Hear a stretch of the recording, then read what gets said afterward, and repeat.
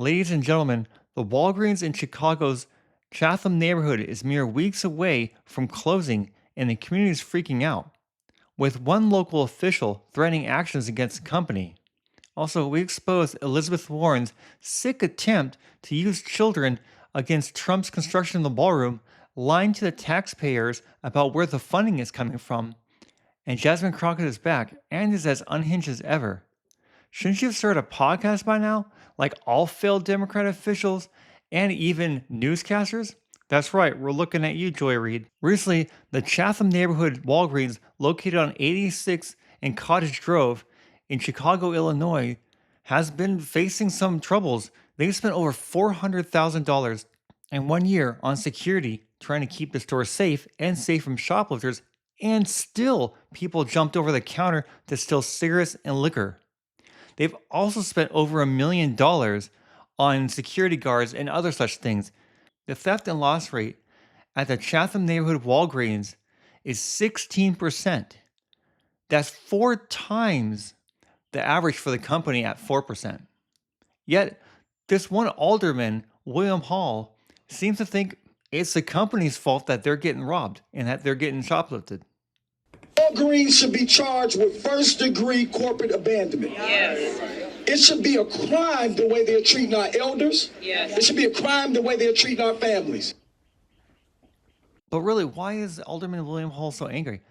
Is it because the community is also suffering from crime from the same people that vandalize and victimize Walgreens? Or maybe it's because of these reasons. This next story has a lot of people talking. Alderman Will Hall is demanding answers tonight after Walgreens announced it's closing its Chatham store. In a statement, Hall says the store provides critical access to prescriptions, basic health care, and everyday necessities, especially for seniors and families. The alderman is calling on the company to explain this decision, and he's here to tell us what he's heard so far. Thank you so much for coming on the show. I know, again, this is an important piece of the whole puzzle, there in Chatham. What are you hearing from your residents? Was there an overwhelming number of residents that would go there for prescriptions and maybe even, light things to pick up? Yeah, well, first of all, this is the lifeline for our seniors. And what we see now is that it's going to be difficult for seniors to get basic prescriptions, number one. Number two, those who depend upon prescriptions that use public transportation. You are literally rerouting people to the closest, which would be on 75th, or the other one, which would be on Stony Island. You're taking them a mile out of their way. Last but not least, the basic home care products that anyone needs, including myself. Now, again, no access to it, and the closest one is a mile and a half away. This is unacceptable. The way they did it was tacky, and it shows a disconnect as well as a disloyalty to the community that invested in them after George Floyd. This is the same community that spent TIF monies to get them there, and this is now the community that they are abandoning after. They've told me 2 years in a row that both 75th and 87th Street was one of their bright stars in their system. So the disingenuous, dishonest, disinvestment is what Walgreens represents, and we will remember and we will respond. So yeah, little pharmacies get pushed out by the bigger ones like Walgreens. Yeah, that happens. That is what's called capitalism after all. And Walgreens did start as a small company. And because of their successful business model, they were able to grow and get bigger. And small pharmacies and whatnot have that option too. It's not their fault that they want to go forth and be successful. However, because Walgreens is the victim of this to the point where they can't have a profit, they can't turn a profit in this neighborhood, and they have to go. Somehow, this William Hall guy thinks that it's better for them to stay there and suffer. Otherwise, the people in the community that's bringing all the crime, well, they're going to suffer if they leave. Well, if we look here, here's a South Cottage Grove and 86. So the Walgreens is right here, soon to close. And look at all this red, okay? If you look down here, it's the F grade is the dark red, which is the highest crime rate. Obviously A+ is the safest, green, yellow, orange, red. Okay, so we got all this red around here. So let's look what happens when we zoom out. So we're still here where the Walgreens is. This whole area, look at all this red and orange. And this is overall crime. When we go to here and we click on property crime, we have it a little less of the red, but you got all the red around it. and you still have this neighborhood has a lot of crime, right? It's not the best crime. The rate down here is DF category, right? So they've been spending like $400,000 in 1 year just on security guards and other anti-theft devices, right? They have everything, deodorant, everything is behind plastic locked cases, and those have even been destroyed, right? Those have been vandalized for them to get into deodorant and whatnot. And of course, as mentioned before, people have leaped over the counters to get the liquor and the cigarettes. So yeah, Walgreens has been here for decades, but it's been going on for quite a while, so much so that it's just not profitable for them to be there anymore.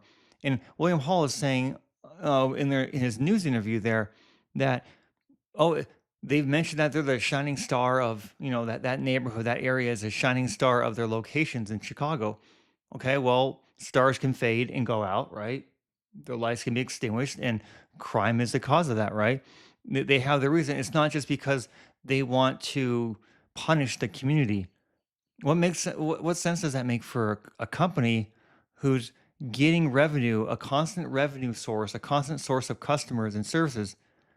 What sense does that make for them to just close up their shop and leave? So it just sounds like a petty excuse, like he's coming at it from this victim mindset that Walgreens is this evil corporation who just cares about money and so on and so forth. Well, yeah, they also care about the safety of their employees as well. And there's a lot of issues going on there. Like, for example, it was overall crime. We can go to violent crime even too. Here's Cottage Grove and 86 right here. Look at all this. This is violent crime, okay? Property crime was a little better, but we got violent crime.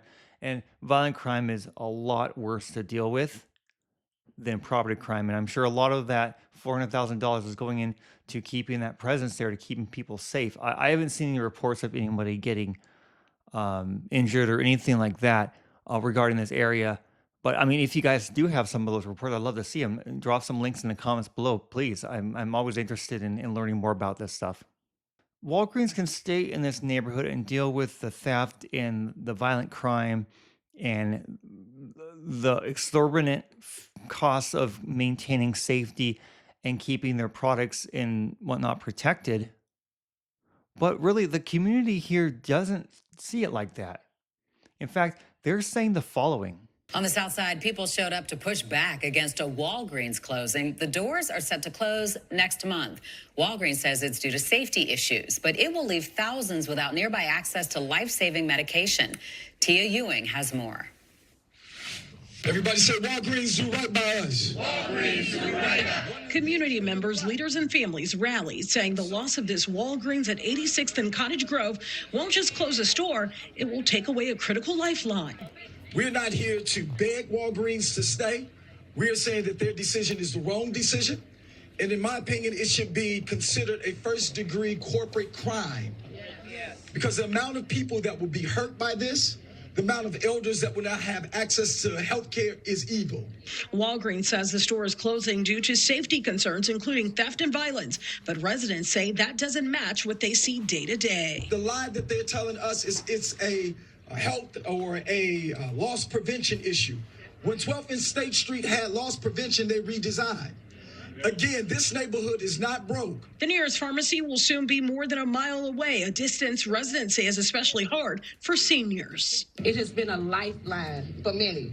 It has been a place where seniors walk, sometimes slowly, sometimes with assistance, but with dignity, to pick up their medications that keep them alive. Not across town, not 2 bus rides away, right here in their community. For families managing serious health conditions, consistency is critical. 29 years, my husband has dealt with kidney issues. 2-time transplant. I donated the second one. Walgreens has been a staple in our lives where we come from medication. Being a transplant recipient, that means he's on lifelong medication, something we don't have time to search for, to find out where can we get what he needs. Over a year ago, Walgreens shuttered locations in Bronzeville, Little Village, South Chicago, and South Shore. Another specialty pharmacy is set to close on 71st Street in the coming weeks. Residents say this shows there's a pattern. Yeah, there's a pattern. All the areas that the news report listed are areas with higher than normal crime, even the orange and red. For example, you got South Chicago area right here, and that's on the border, of course, of Indiana, but right along here, which is,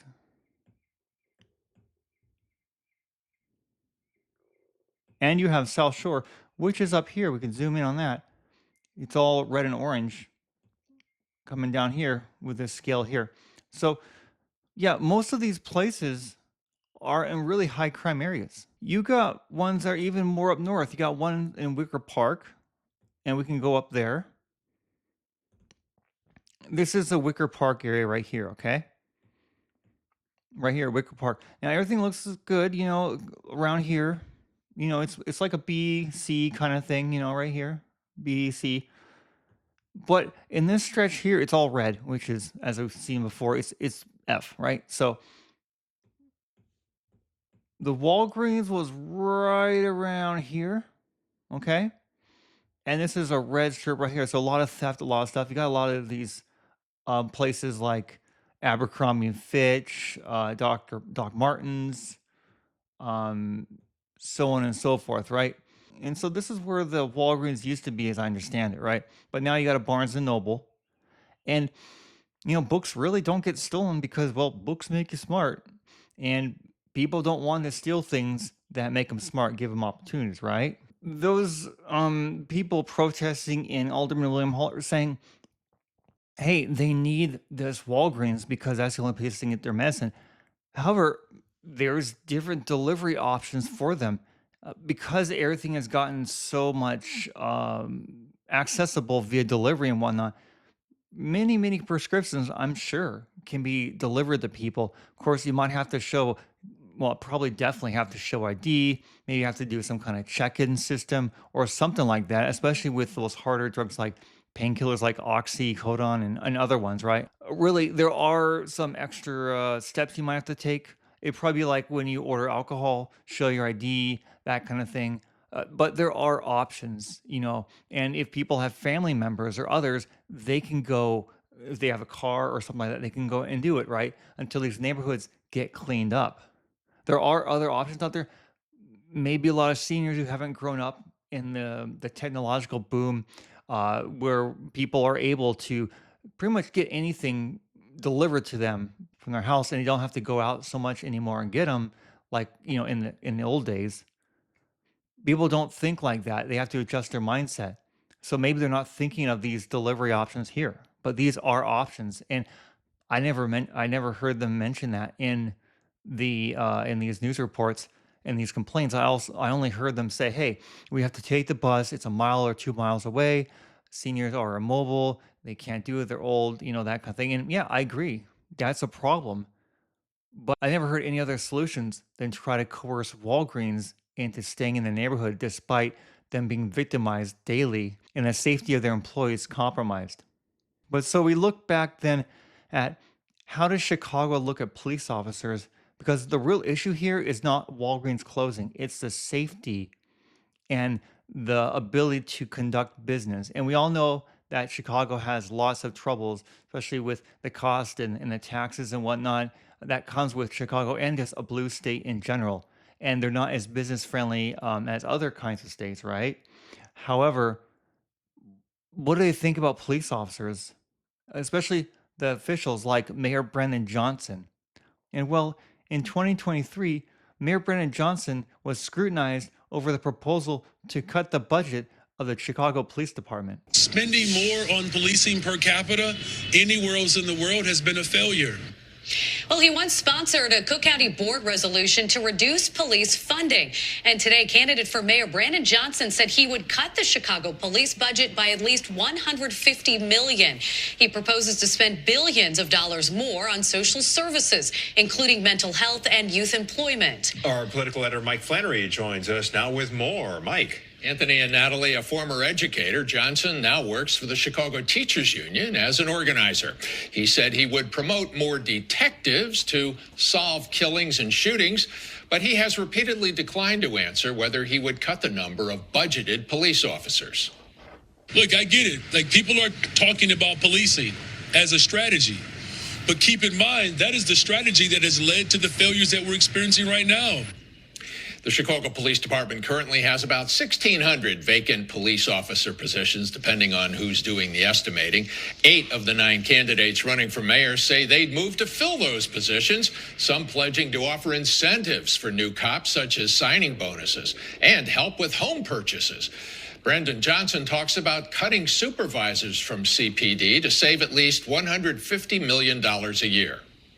Streamline where necessary, but we want to make sure that we are not being redundant and excessive and wasteful, because some of those supervisory positions, perhaps there are individuals that are prepared to serve the front line. Johnson there, I believe, is talking about redeploying hundreds of uniformed officers who now have desk jobs. Going back decades, mayoral candidates have talked about doing that. The union that represents rank and file police officers, though, always fights it. They say that their union contract calls for those officers to be in those positions. I'm political editor Mike Flannery. And let's look at when Brandon Johnson said this sick and disgusting thing about police officers just 6 to 10 months ago. Well, members of Chicago's law enforcement community are taking offense with a comment made by Mayor Brandon Johnson. Earlier this week, he said in part, quote, jails and incarceration and law enforcement is a sickness. CBS News Chicago investigator Megan DeMar joins us live now. The comment sparking outrage online and in the Cook County State's Attorney's Office, Megan. Right, Erica. The Cook County State's Attorney told me she was deeply offended by that statement. Some argued that Mayor Johnson's words were taken out of context, so we asked him today to clarify exactly what he meant. During a press conference on Tuesday, Mayor Brandon Johnson was responding to a question about how to make Chicagoans feel safer in their communities. The fact of the matter is, we are driving violence down on this city, and we're using every single resource that's available to us. Jails and incarceration and law enforcement is a sickness that has not led to safe communities. The law enforcement is a sickness comment took off in some conservative and pro-police circles on social media, even prompting Cook County State's Attorney Eileen O'Neill Burke. The statement was disappointing and disheartening. We are part of law enforcement. The state's attorney's office is the prosecution arm, and that is clearly law enforcement. To voice her own outrage during a sit-down interview with me on a different topic. I have 1,300 people who work in this office who are dedicated public servants, who get up every single day to make sure that they keep women safe from domestic violence, to make sure that we are doing our jobs in protecting children from being sex trafficked, to make sure that we are prosecuting murder cases. What we do every day does not call for our eradication. When she won her race in November, O'Neill Burke was considered the law and order focused candidate. And so I wonder, maybe you can call the Chicago police public servants because they are serving the public. Maybe Brennan Johnson would have less of would have less hatred towards the police if they were called public servants. That's almost like almost like a social worker, but with guns. Would that help him? Let's continue. Was backed by police. Hoping to clarify what Mayor Johnson meant by law enforcement is a sickness, we asked him today. The people who heard my statement, they know exactly what I meant and what I'm talking about. They're using this moment to politicize, to justify their own insecurities. I'm not going to stand for it. I'm not going to take it, and neither will the residents of this fine city. Johnson explained that, quote, the addiction of jails and incarceration is one that we have to wean ourselves off of. This time leaving out a reference to law enforcement specifically. When you just responded, though, you didn't loop in law enforcement this time. So did you not intend to use the I said that law enforcement, here's what I've said, though. Law enforcement alone does not keep communities safe. Law enforcement agrees with me on that. Yes. How do you send police officers into communities when there's little access to affordable housing? What is a police officer's responsibility to hunger? Well, affordability comes into play when businesses can grow and flourish. They can hire more. They can increase people's wages. So then that makes housing and other things more affordable, Mayor Johnson. It's basic economics. Okay. When Walgreens and others like them have to pay for theft deterrence and security so their employees can work safely, they have to make up that cost somewhere to continue to operate, or they close down, like the one in Chatham, in the Chatham neighborhood, right? So what they usually try to do first is increase the prices, but they still have to stay competitive with other places around them, right? And that puts a cap on that. So what needs to happen is you need to show the community and criminals that you're not going to be lenient on crime, that you're not going to choose social worker after school activities to placate to the sensitivities of these quote unquote victims of the system that go out and commit crimes, right? You want to make sure that they get the message that there are consequences for their actions, because if you let crime grow in a city like a cancer, it affects everything. People don't want to go out as much to shop. You lose tax revenue, which it's just a spiral, right? Then the police don't get funded as much. Fire people, firefighters don't get funded as much, and so on and so forth. So the city starts to suffer, and then the city starts rotting. And we have a condition like Chicago, and he sees everything from the mindset of a perpetual victim, and that everything is oppressed, right? Every bad person that does something is oppressed, and they're the victims, not the people that they victimize. So, just to close this point, aldermen like William Hall are pointing the fingers at the wrong place. They need to take that finger and point it to people like Brandon Johnson or even themselves.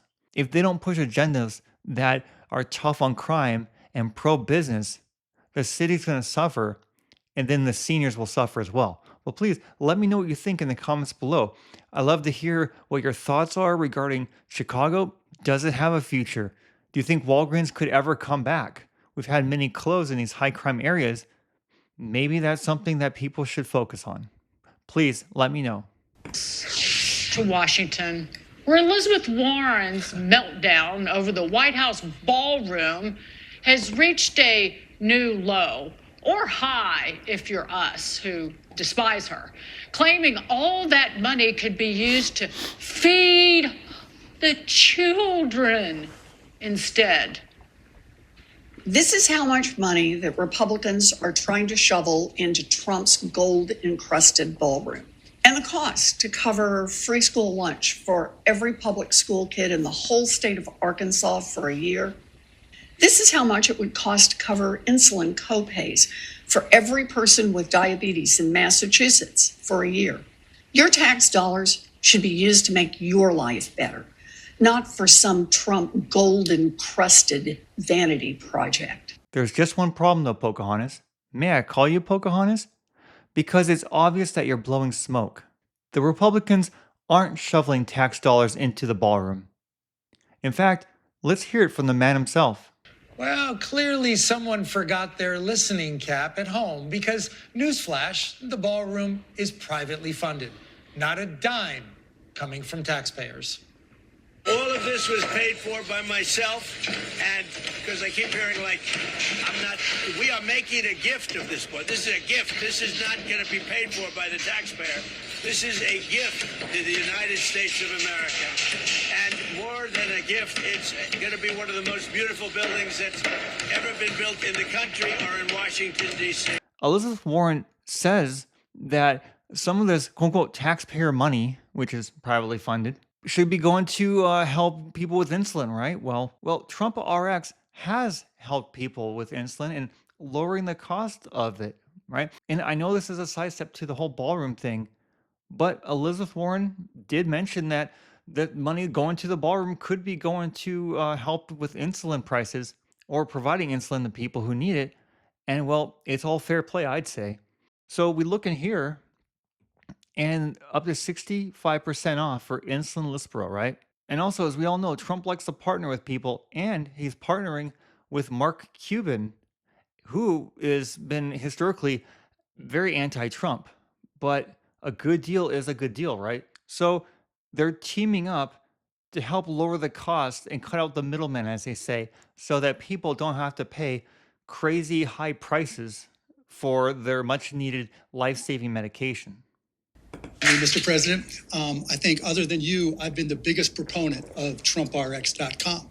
And the reason for that is Republicans want cheaper drugs, independents want cheaper drugs, Democrats want cheaper drugs, and together, I think we're going to do something special. So what has Elizabeth Warren done to drive down the cost of drugs.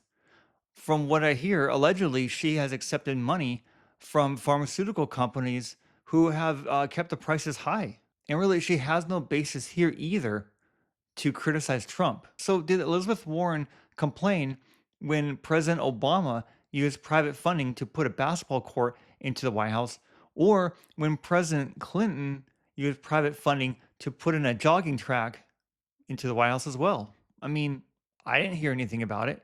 If you have, please let me know in the comments below. I like to see, but chances are she's only really going after this one because it has to do with President Trump.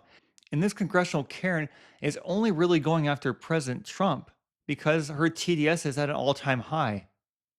But what she should really be doing is taking a step back and thinking, couldn't the money that has gone to the jogging track and the basketball court been used to help a lot of the issues that were happening during the Clinton and Obama administrations? Surely there's people who needed housing that they couldn't afford, kids that needed food, people that needed medicine they couldn't afford, so on and so forth. But of course, she only complains about it because it's Trump, not because it's factual across the board. And now watch this, because the following really exposes her for the sick, demented person she truly is. Kaylee, Elizabeth Warren, I just think about, like, she talks about how she would spend the money, and I hear how she would waste the money or how she would open any money up to fraud. And she talks about feeding the children. Well, you know what? Food stamps and SNAP already cost about $102 billion a year, but that's never enough for them. Yeah, it's incredible how selective Democrats' outrage is. To your point about fraud, I don't remember Elizabeth Warren lifting a finger to do anything about the billions of dollars in fraud in states like Minnesota and California. Think about how many children she would be able to feed if taxpayer dollars in those states were actually going to the people who needed them instead of to illegal immigrants and to career criminals and to leftist activist organizations. She'd be able to feed a whole lot of people. And to that point, Democrats were in control of the entire federal government for 4 years under Joe Biden. And they did not do any of the things that she's complaining about here. They did not lower the price of insulin. They did not increase the school lunch budget. They didn't do any of those things. Instead, they raised the cost of inflation for everyday Americans and just made life worse for everyone. And that's right. Doge has exposed billions of dollars worth of fraud, waste, and abuse in our government assistance programs like Medicare and Social Security. And with that, you think somebody like Elizabeth Warren, who's so conscientious now about where taxpayers' money is going, that you think she'd be on board with Doge. But in fact, she said this about Doge's efforts to find fraud, waste, and abuse. Elon Musk wants everyone in America to be at the mercy of Elon Musk. We are here to fight back. Now, I explain why the Democrats do all this, but I think the following says it better than I ever could. So they don't have any solutions to these problems because they're actually incapable of fixing them. And it actually serves them to keep these problems on the books so that they can have things to continue to blame President Trump for, things to continue to complain about, while the problems just continue to grow worse in states where they're under Democratic governance. Exactly. This is a classic double standard Democrat mindset. They're not interested in helping the American people. All they're interested in is criticizing Trump. And that doesn't feed anyone. But guys, let me know what you think in the comments below. Now, ladies and gentlemen, Jasmine Crockett still thinks that anything she doesn't like and doesn't understand is a consequence of racism is a great strategy. And well, when she brings this to Republican Representative Wesley Hunt, she gets utterly destroyed. You got to see this.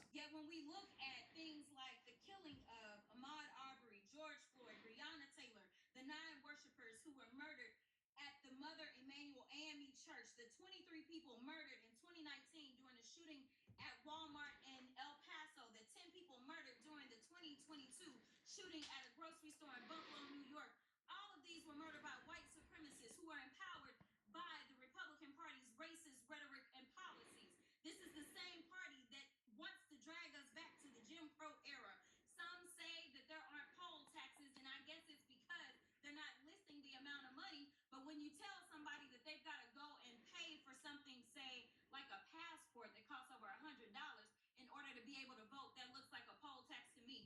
So again, no one is trying to bring the United States back into Jim Crow, especially with requiring IDs to vote. To say that separate water fountains and blacks and whites can't be playing cards together, they can't study together and go to school together under the same roof or in the same classrooms, and they can't even exchange textbooks between blacks and whites. To equate that to showing voter ID is to disenfranchise everyone who suffered under the Jim Crow laws. Jasmine Crockett, of course, is too young to have experienced that, so she can't really try to speak for these atrocities and try to equate them as such. But we just know from evidence that showing ID to vote, like, having to show ID for buying liquor and other things that you use ID for, that it's just a false equivalence and it's just offensive. So now these poll taxes were a fee imposed on people for voting, and it was an attempt to suppress the votes of black people back in the day. However, Jasmine Crockett is misleading people here with a term and equating it to having to have a passport to vote. You don't need to have a passport to vote. We all know that. So, what documents, right, actually qualify? Well, for most Americans, it requires a valid passport, as been said, but you can also get a birth certificate paired with a photo ID, a naturalization certificate, or a consular report of birth abroad. And so, if your names don't match, then you should have a document when you get your name changed, right? They'll give you a document and you should be able to keep that. You get a birth certificate when you're born. You get a photo ID for doing anything, just about, right? So these are all easy, common things. Probably one of the most common documents, a state issued driver license or ID. On average, it costs between $20 to $40. I mean, that's real simple. If you can't scrape together $20, I don't know how I don't know how you can be helped, really. But this is really low cost. Passports can be expensive and they take a while to get. They're like $150 plus, depending on what you get, and they can take months to process. But a photo ID, you get yours within a week. You get a temporary one while they print yours out. And so a birth certificate also costs between $10 and $35. You go to your local records office and you can do that. They can even mail it to you. And I think you can do it online. I have to look at the websites, but you can do just about anything online nowadays. I can renew my vehicle tabs and I have online. So I don't see how this could be much different. And so Jasmine Crockett thinks that requiring to have ID to vote is somehow Jim Crow 2.0 because it's keeping people from voting, especially the black minority people and women, right? Some of the arguments have been from the Democrat Party is that they can't afford it or they can't get access to it, right? They don't know where the DMV is, right? The Department of Licensing is, that kind of thing in their area. So not too long ago, black people were interviewed on the street and asked questions about IDs, and well, this was their answer. We are told constantly that all rules with regard to identification when you vote are racist. That's actually what is said from the New York Times to CNN to your local teacher in your school.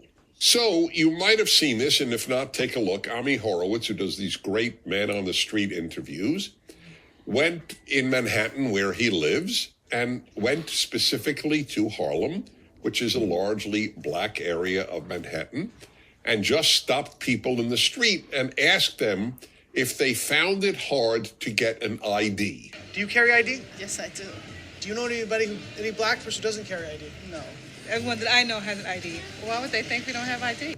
Because that's the charge, that it is discriminatory against blacks because blacks apparently are really challenged when it comes to getting an ID. Minority voters are less likely to have the kinds of IDs that have been described or required. These type of people don't live in areas with easy access to DMVs or other places where they can get identification. You can always get IDs you do over the internet. Does that also make it difficult for black people in particular? Yeah, you have to have access to the internet. You have to be able to pay an internet service provider for certain fees. Do you think that's harder for black people to go online? Well, I feel like they don't have the knowledge of how it works.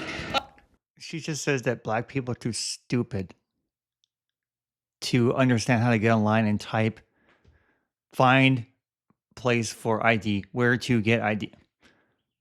These people are these fighters of racism, supposedly, these people who are most vocal against racism tend to be the most racist, don't you think?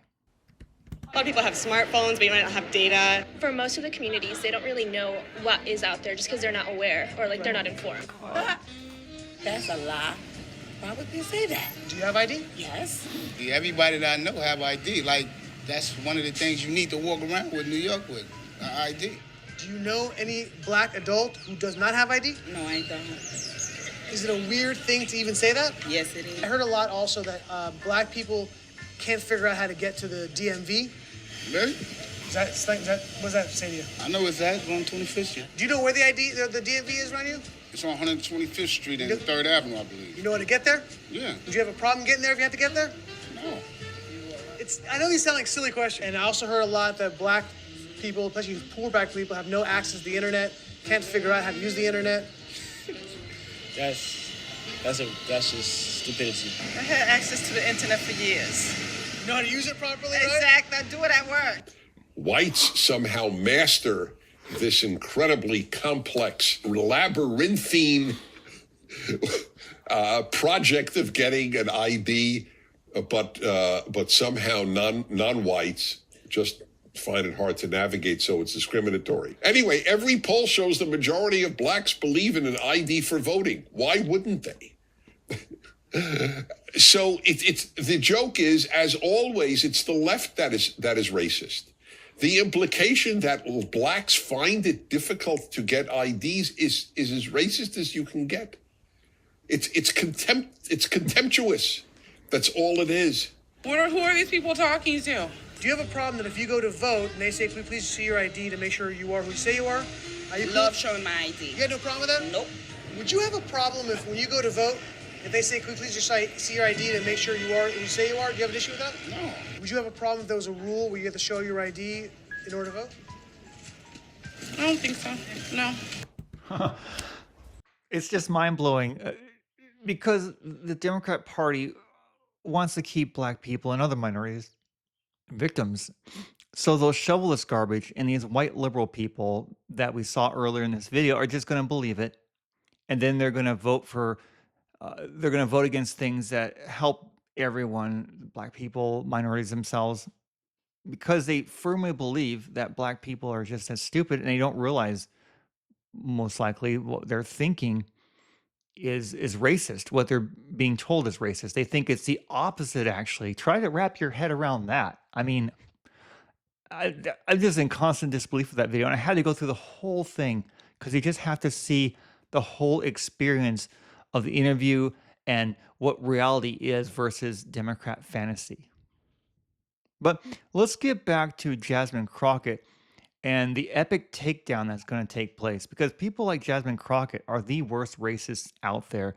And I think it was evident in that last video, but we just want to put some icing on this cake now, don't we? Some of y'all need to read up on your history books, the very same ones that the Republicans have decided that people should not hear about, because you don't want real history taught in our schools because you're afraid that it's going to hurt people's feelings to know that their ancestors were so savage that they would enslave black folk. You don't want them to understand why the 14th Amendment mattered then and it matters today. You don't want them to understand that when they draw these racist lines and tell black folk that they shouldn't have representation in this country, that it is against the Constitution. You want them to be ignorant so that they can sit up here and be your token for your mission. Expired. The talking point for the Democrat high brain today is that Jim Crow is alive and well in America, and I am sure that some of the SPLC's actions have helped them make this argument. My first question is for you, Ms. Swain. In the 2024 presidential election, were you required to pay a poll tax before you voted? No. I have another question for you. When you went to vote at the voting locations, were you intimidated in any way with baseball bats, fire hoses, or dogs? The only thing that intimidated me is that in my state that you go into, if you have to ask for a Republican ballot or a Democrat ballot, and if you are in a precinct that's predominantly Democrat, I think you would have a lot of fear. Thank you for answering that question, ma'am. For my Democrat colleagues and everyone on the left screaming Jim Crow 2.0, like I hear ad infinitum, let's take a moment to revisit what actual Jim Crow was. Jim Crow was a time when Black Americans could not sit in classrooms with white Americans. It was colored only water fountains. It was beatings in the streets. It was lynchings. It was fear. It was public humiliation. My own father, who grew up in a segregated South in New Orleans, had to walk around to the back of a restaurant just to order a sandwich in the French quarters of New Orleans because of the color of his skin. That was Jim Crow. And that is precisely why it is so offensive to compare that era of legalized discrimination and racial terror to showing a photo ID in a voting booth. And it's just as offensive when groups and organizations like these manufacture faux hate and racial tension. But somehow showing an ID to vote in America is now considered to be Jim Crow 2.0. This is not about civil rights. This is about political theater. It's also about scaring people and keeping the Democrats in the power. I just want to add that. We can keep going. And the Democrat Party survives on manufacturing grievance. Democrats invoke the pain of the past because they have nothing to offer for the present. They don't want an honest debate. They want emotional manipulation. They want outrage. They want division, as evidenced by our discussion in this very hearing today. They want Americans to fight each other because chaos is politically useful to them. Words like racism and white supremacy and Jim Crow 2.0. For the purposes of elucidating my colleagues on the other side of the aisle, let's take a hard look at what real Jim Crow was. Check out this one behind me. You see, this is Jim Crow. This is what Democrats call Jim Crow. Next slide, please. See, that is Jim Crow. For whatever reason, this is what Democrats call Jim Crow. Slide, please. That is Jim Crow. This is what Democrats call Jim Crow. So we're starting to get the picture, folks, both figuratively and, well, literally. The Democrats, as Mr. Hunt here is saying, manufacture fear and rely on emotional reactions to vote, not intellectual honesty, not people taking the time, like Mr. Wesley Hunt here has, to draw comparisons and to provide the facts, right? They want to distort history and use it to their advantage. But let's keep going because it just keeps getting better and better. I know that some of these images can seem to be very jarring to many of us that haven't experienced that over the course of the past 40 years of my lifetime. I never saw these things. I never experienced them personally, but I have family members who have and who did. And that's why it is extraordinarily important for us to be very, very careful with what we compare to Jim Crow, because this country has come a very, very long way. I keep saying this over and over and over and over again till I am blue in the face. I represent a white majority district along with 3 of my other black colleagues here in Congress. And you know what? Nobody cares about what we look like. We are being judged not by the color of our skin, but by the content of our character, because we've come a long way from this. I don't want to go back to that. In fact, I want to continue on the path that America has set forward in the name of Jesus Christ. And I want to let people know that we don't need to be angry. We don't need to be divided. We want equality for everyone. Let me be crystal clear. This is not 1960 anymore. It's 2026. And the fact that groups like these are willing to stroke the flames of hate by funding the KKK is absurd. Yeah, we're in 2026 now, okay? Not 1960s, not the 1950s. The Democrats probably haven't looked at their calendars on their wall or on their desktop or computers, I don't know, for a good 50-some years. They should take a look and see what day it is, what year it is. It's real simple. For the Democrats, Republicans, anyone, provide value to people and they'll support you. Help them in their life and they'll help you stay in power. You can't con people into voting for you, try to promise them all this stuff, and then pull the carpet from underneath them when you get elected, like the Democrats love to do. And folks, I'll leave you with one more message of common sense from Mr. Wesley Hunt. Jasmine Crockett said that voter ID was like a poll tax. What are your thoughts on that? Voter ID is like a poll tax. So let me tell you something. I have a very big family, and my family is all black, and every single member of my family has what? A form of an ID that can allow you to vote in an election. I have a 3-year-old little boy, I have a 5-year-old daughter, and a 7-year-old daughter. You want to know what the first thing that they were given when they were born? A birth certificate and a social security number. So if you think that this is a poll tax, again, it's the dog whistling back to this Jim Crow 2.0 argument that I have already proven is null and void. It doesn't exist today. It's time to move on. The days of the poll tax and the days of Jim Crow are over.